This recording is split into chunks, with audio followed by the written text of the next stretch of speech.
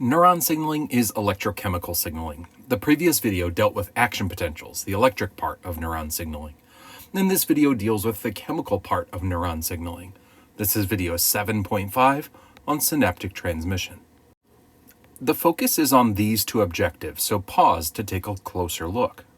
The thing about electrical signaling in neurons is that the electrical signal can only travel a short distance. Just like this stack of dominoes right here, in an action potential, the depolarization of one axon segment causes depolarization of the next axon segment, and so on and so on. But there's a space between the signaling cell and the target cell. So once the electric signal reaches the end of the signaling cell, there's no way for the signal to jump across the gap by electrical signaling. So how can a neuron signal another neuron? Well, this is where the chemical part of electrochemical signaling comes into play. A signaling neuron uses neurotransmitter chemicals to signal the next neuron in the chain, and this is called synaptic transmission. To understand how this works, it's important to zoom in and check out the cellular anatomy. The junction between two neurons is called a synapse, and a synapse has three parts. Of course, two of those parts are the neurons themselves. We call the neurons the presynaptic neuron, which is the signaling neuron, and the postsynaptic neuron, which is the target cell. In between the two neurons is a gap called the synaptic cleft, and neurotransmitters released by the presynaptic neuron diffuse across the synaptic cleft and go to the postsynaptic neuron. Let's walk through the events that happen at a synapse during the communication between these two neurons. Remember, the chemical signaling between two neurons is called synaptic transmission. And to make synaptic transmission easier to wrap our minds around, I want to break down the events of synaptic transmission into some discrete steps. As we go through these steps, I want to show you a bunch of different representations of synapses. This looks different than the last slide, but hopefully you'll still see the presynaptic cell, the synaptic cleft, and the postsynaptic cell. All right, so once the action potential arrives to the axon terminal of the presynaptic cell, it's time for synaptic transmission to begin. Now, the voltage change of an action potential triggers the opening of these voltage-gated calcium channels, and now calcium rushes into the presynaptic cell by facilitated diffusion. And you can see calcium flooding into the cell here. Now, this influx of calcium causes exocytosis of neurotransmitters. Let me explain in more detail. So the axon terminal of the presynaptic cell has synaptic vesicles, which are just vesicles that contain neurotransmitters, these purple molecules here. Now, calcium coming into the presynaptic cell is the go signal for synaptic vesicles to move to the very end of the axon terminal, fuse with the plasma membrane, and release the neurotransmitters by exocytosis. And now those purple neurotransmitter molecules are in the synaptic cleft. Okay, in this diagram, the neurotransmitters are a different color and a different shape, but same idea. See the neurotransmitters in the synaptic cleft? Well, next the neurotransmitters diffuse across the synaptic cleft and bind to receptors on the postsynaptic cell. And the receptors are ligand-gated ion channels, and this means that the neurotransmitters are the ligands that unlock these ion channels.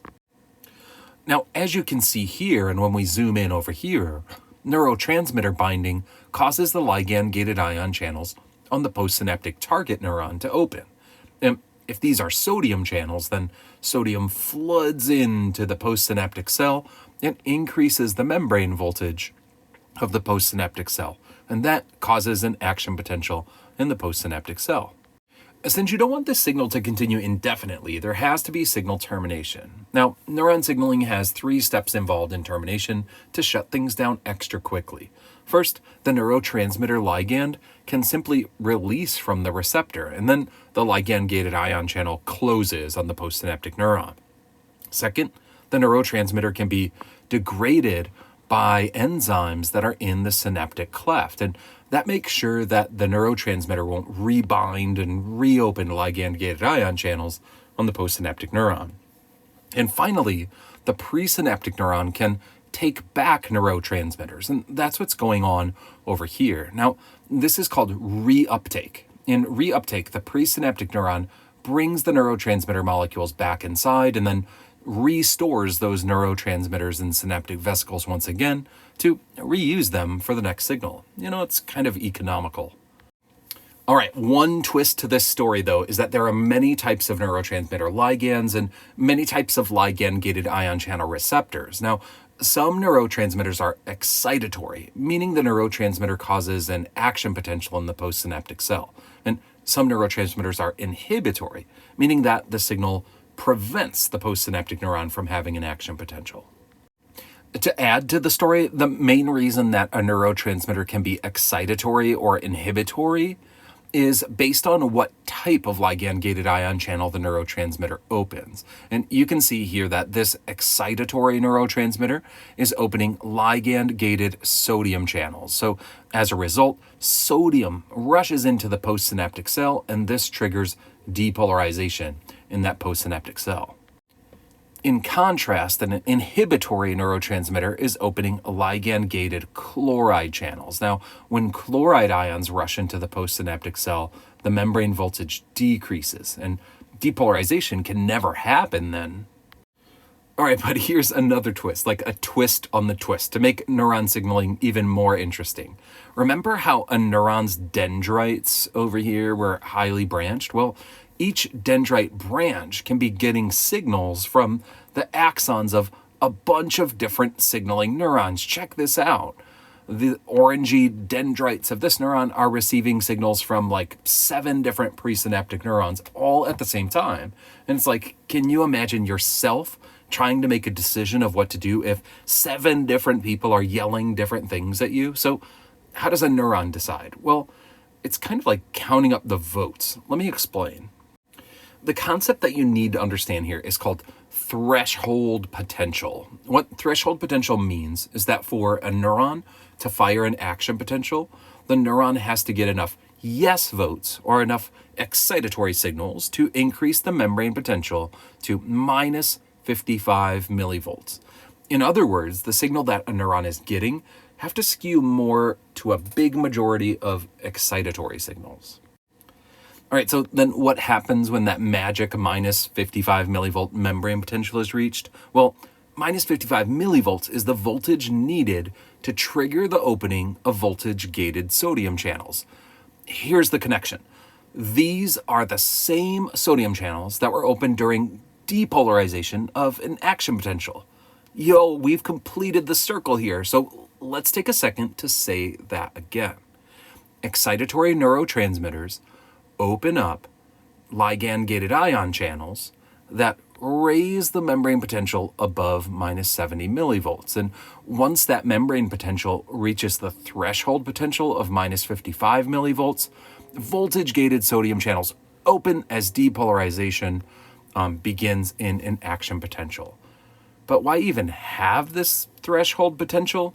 Well, making it mandatory to raise the membrane potential by 15 millivolts from minus 70 to minus 55 decreases the likelihood that an action potential will be fired by accident.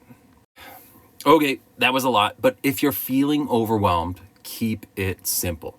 Neuron signaling is just an elaboration on our basic template that we've been using all along.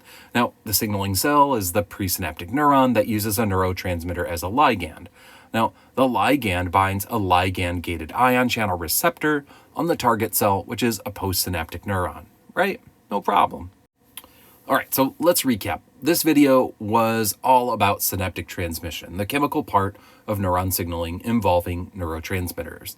When an action potential gets to the end of axons, voltage-gated calcium channels open, and the influx of calcium causes exocytosis of neurotransmitters from synaptic vesicles into the synaptic cleft. And then neurotransmitters bind ligand-gated ion channels on the postsynaptic cell to eventually cause a response.